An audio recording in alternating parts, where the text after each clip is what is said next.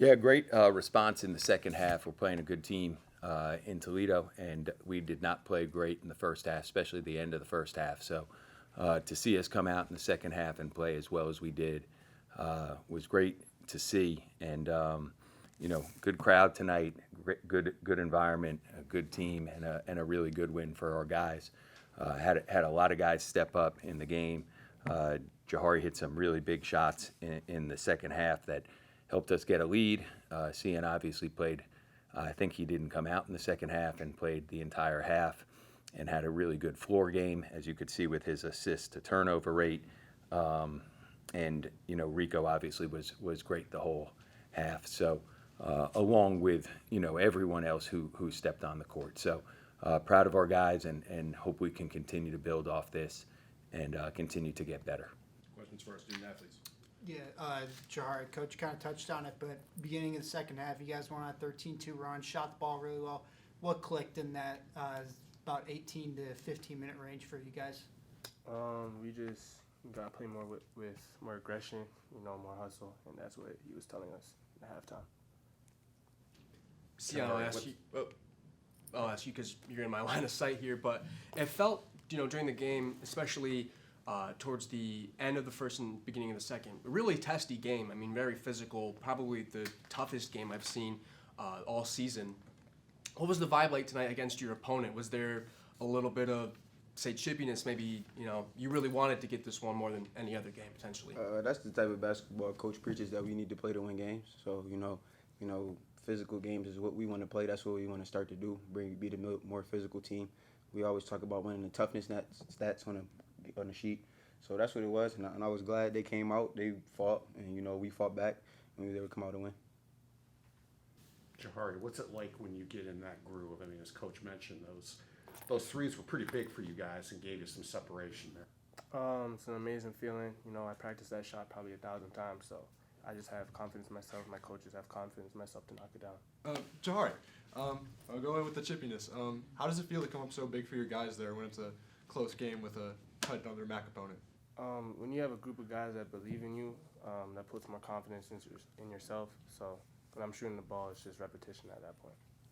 Coach, what's the message to the players in games like this when it's such a chippy one? Yeah, I mean, it's a typical MAC game against a good team. That's really what it was. And physical game, we're both playing on national TV. I think for us, this was our first MAC game that was on national TV. So first home game with our students back.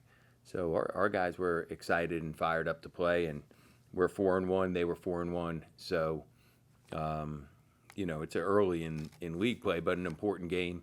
And playing a good opponent. And I think our guys were just, excited to play. And Toledo's a good team.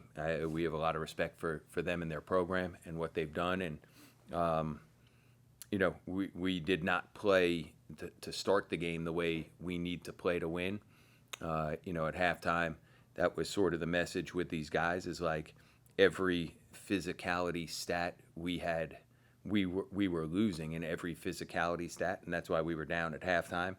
And to our guys' credit, in the second half, we sort of flipped that. And it's amazing. We scored a ton of points, but it wasn't because of any reason other than we really competed a lot harder in the second half. We had, I think it was, and I don't have this in front of me, but I think we had 2 offensive rebounds in the first half. Well, we ended up with 13. So 11 offensive rebounds. We ended up going to the free throw line. They fouled a couple times at the end, but we ended up with 21 free throw attempts in the second half.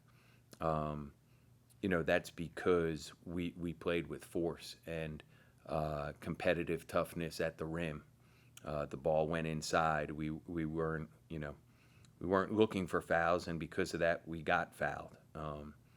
We went and got offensive rebounds and created second chance opportunities for our team. So those were the things we were looking for at halftime, and we responded in a really positive way, and that's why we got the win.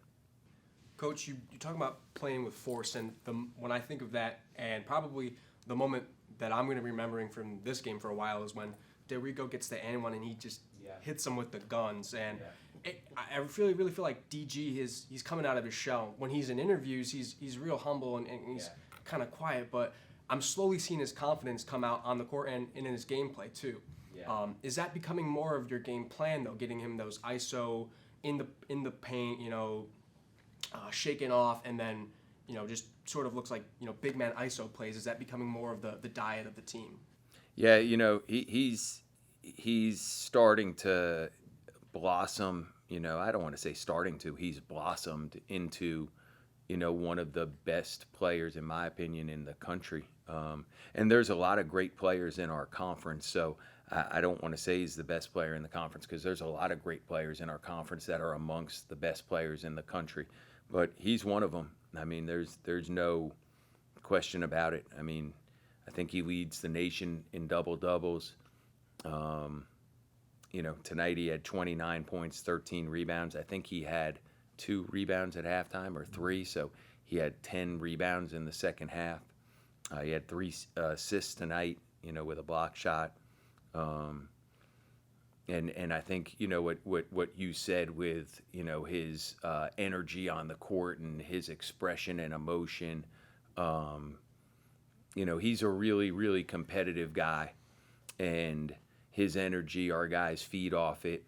And the best attribute that he has to me is his desire to win. And each time I see him play, there's a new attribute that I appreciate about him because today, again, at halftime, he had not played very well. And that, I'm not saying that's not the reason we were losing, but it certainly it was part of why we weren't winning. And he just flipped a switch, and all of a sudden he's getting every rebound in traffic. He's finishing around the rim. He I don't know if he came out in the second half, maybe 30 seconds.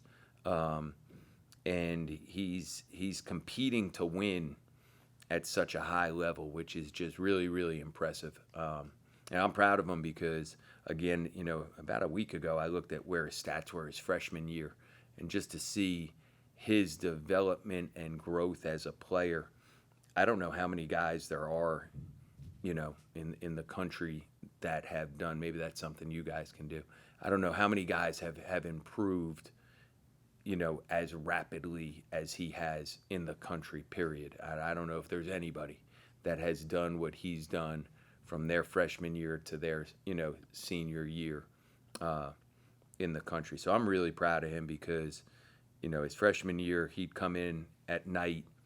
At that time, Coach Christian was here working out his son every night, and he'd be in the gym every single night shooting, and he was seeing no results on the court. He wasn't playing.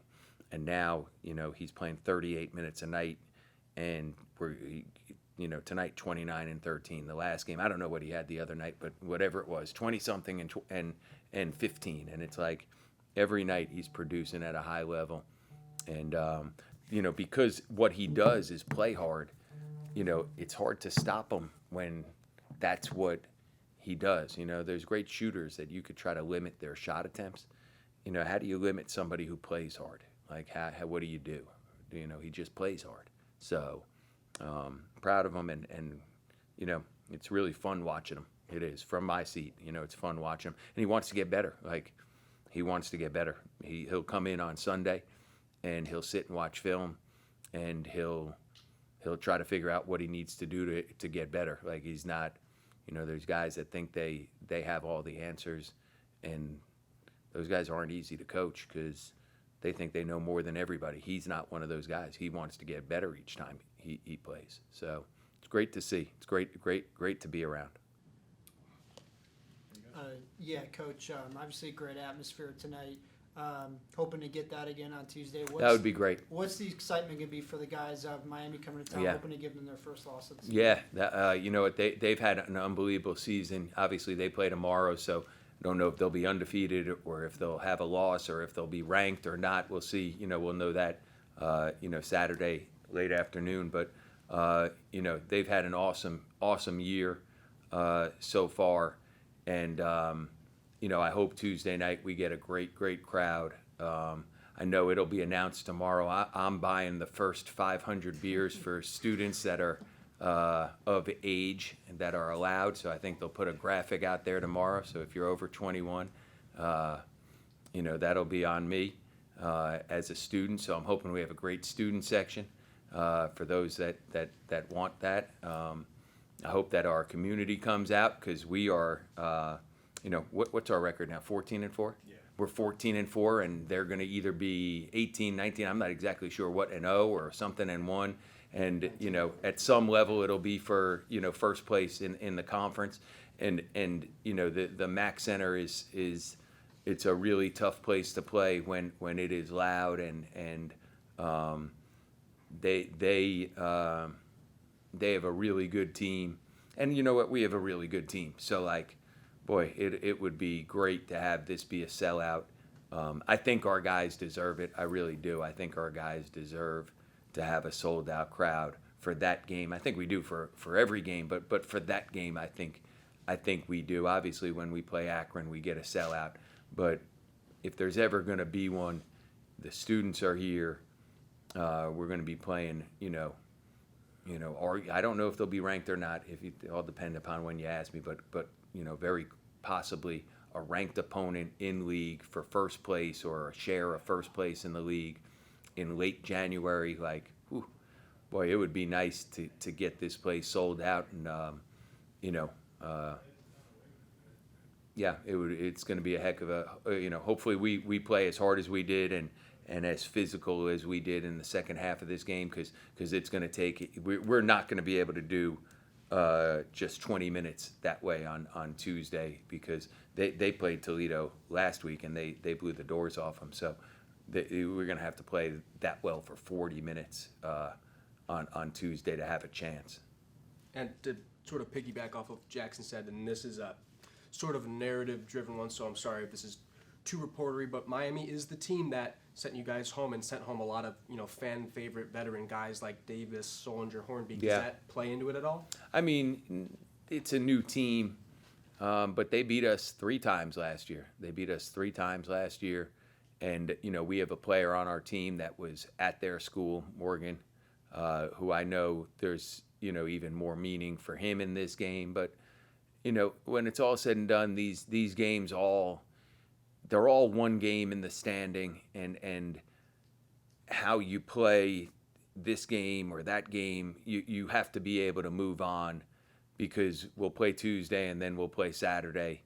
And if you win Tuesday and you lose Saturday, Tuesday didn't matter all that much, in terms of the big picture.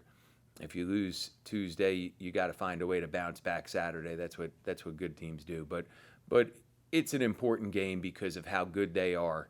The fact that they beat us to end our season last year for the guys that return.